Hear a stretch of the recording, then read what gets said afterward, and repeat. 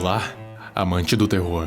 O que acontece depois da morte? Uma pergunta que a maioria de nós já fizemos pelo menos uma vez na vida. Só que isso é uma pergunta que literalmente nenhum ser vivo é capaz de responder.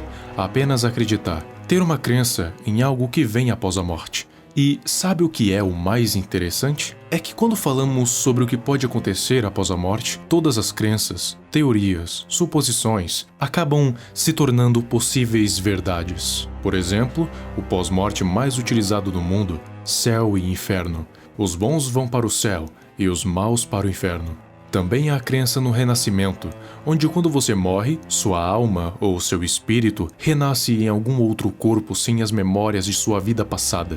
Outros também dizem que simplesmente não há nada. Viramos um simples nada por toda a eternidade. Sem céu, inferno, limbo, renascimento, nada. Simplesmente um vazio eterno. No que eu mais acredito? Eu particularmente acho o conceito de céu ou inferno o mais consistente entre esses que eu citei, mas ainda assim muito ambíguo. Tipo, o que seria o mal ou bom aos olhos de Deus? Aquele que cumpre os 10 mandamentos à risca? Aquele que viveu sua vida sem prejudicar ninguém, mas não necessariamente tem o costume de orar todos os dias ou ir à igreja? Ou os dois? Ou os únicos que vão para o céu são os completos devotos que seguem fielmente a Deus? Isso são questões que vão da interpretação de cada um. Eu, particularmente, acredito mais na segunda opção. No renascimento é concreto até você pensar a longo prazo. Porque um dia o mundo vai acabar, seja com a Terra explodindo, ou o Sol explodindo, ou ele se apagando e assim fazendo o mundo se tornar sem vida. E aí, aqueles que morreram vão renascer como o quê? E mesmo que me digam que possam renascer em alguma vida fora do planeta, e se tudo no universo simplesmente acabar? Há um plano B? Escape? É algo a se refletir. Para você afirmar que não há nada após a morte, primeiro você tem que responder duas simples perguntas. Como alguma coisa deixa de existir? E o que é o nada? Mas claro, é importante saber que nada está certo e nada está errado. Algumas são apenas mais consistentes do que outras, mas no fim ninguém sabe o que nos aguarda quando fechamos nossos olhos para sempre. Toda essa introdução foi para lhes apresentar um SCP com um nome bem sugestivo: O que acontece após a morte? O SCP-2718 ou 2718. O único SCP que genuinamente me deixou agoniado, com medo, pois entra naquele medo do desconhecido, ainda mais uma coisa que ninguém faz a menor ideia do que seja, apenas aquelas que já passaram por isso: a morte. Esse não é nem uma criatura, nem um evento fantástico, um ser cósmico fora do universo, não, ele é simplesmente um risco cognitivo.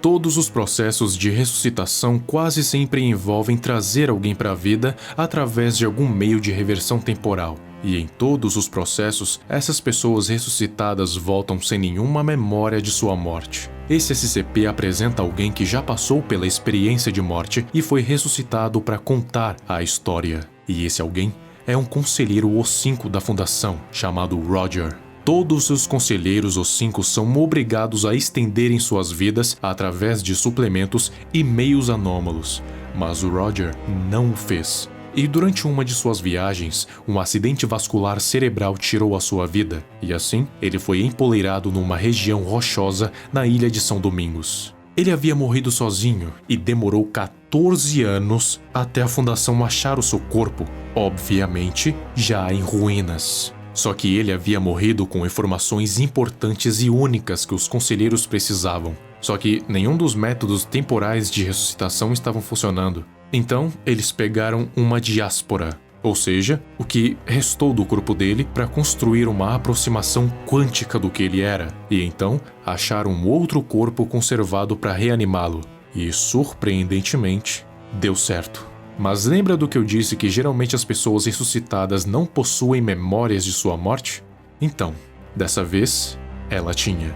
E assim que foi reanimado, chorou incontrolavelmente por quase meia hora e depois disso, Falou com certo alívio e agradecimento, e depois mostrando preocupação extrema com qualquer vida, especialmente a humana, obcecado com processos de segurança pessoal, e ele foi até mesmo na cela do SCP-106 para tentar barganhar com ele, mas acabou sendo impedido. Ele foi interrogado pela conselheira chamada Miriam, e então respondeu o que ela definitivamente não iria querer saber.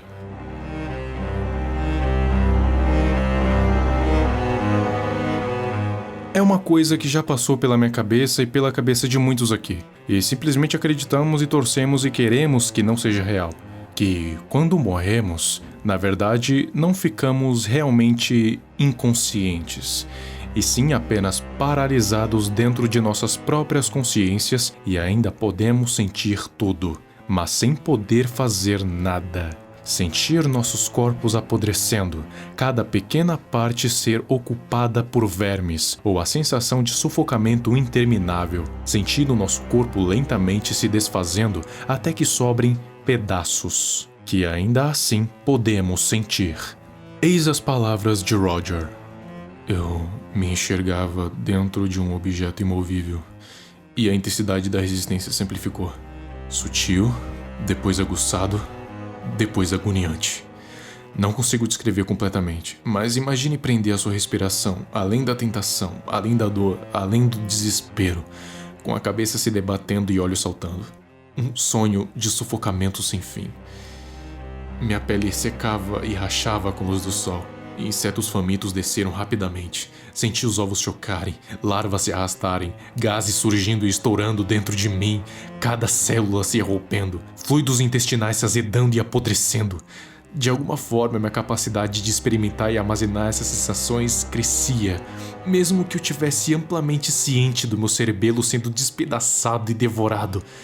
Minha percepção se expandiu até as gargantas dos pássaros e as profundezas dos formigueiros. Eu senti cada fio de cabelo e unha sendo tirados de mim pelo vento. E meus sentidos se prenderam a eles conforme afundavam no oceano e eram dissolvidos nas mandíbulas de trilhões de diatomáceas. Eu não entendo. Quanto mais pedaços de mim haviam, maior a minha capacidade de sentir dor. Conforme eu era destruído em pedaços menores do que nervos vivos fossem capazes de perceber, o caráter do desconforto mudou. De ardor, a coceira, a destruição, que eu posso traduzir em termos humanos, para algo pior do que eu sou capaz de articular, uma terrível e enlouquecedora extensão de cada parte de mim de outras partes.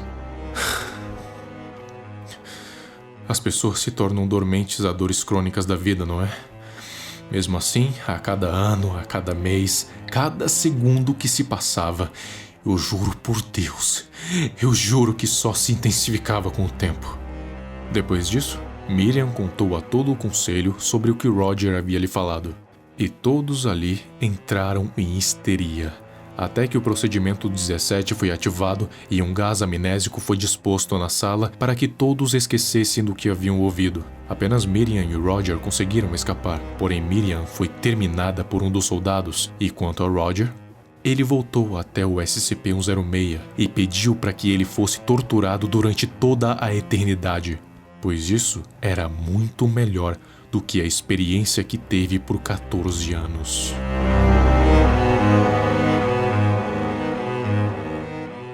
Eu sei que você provavelmente está no mínimo pensativo agora, mas você não precisa, porque existem dois empecilhos para essa ideia de pós-morte. O primeiro é que para sentirmos algo que acontece com o nosso corpo, precisamos do cérebro, mais precisamente o lobo parietal, responsável pelas sensações do corpo humano, como o tato e a dor, por exemplo, e também do córtex, responsável por todas as funções complexas como a memória, sensações, sentimentos, consciência, percepção e pensamento.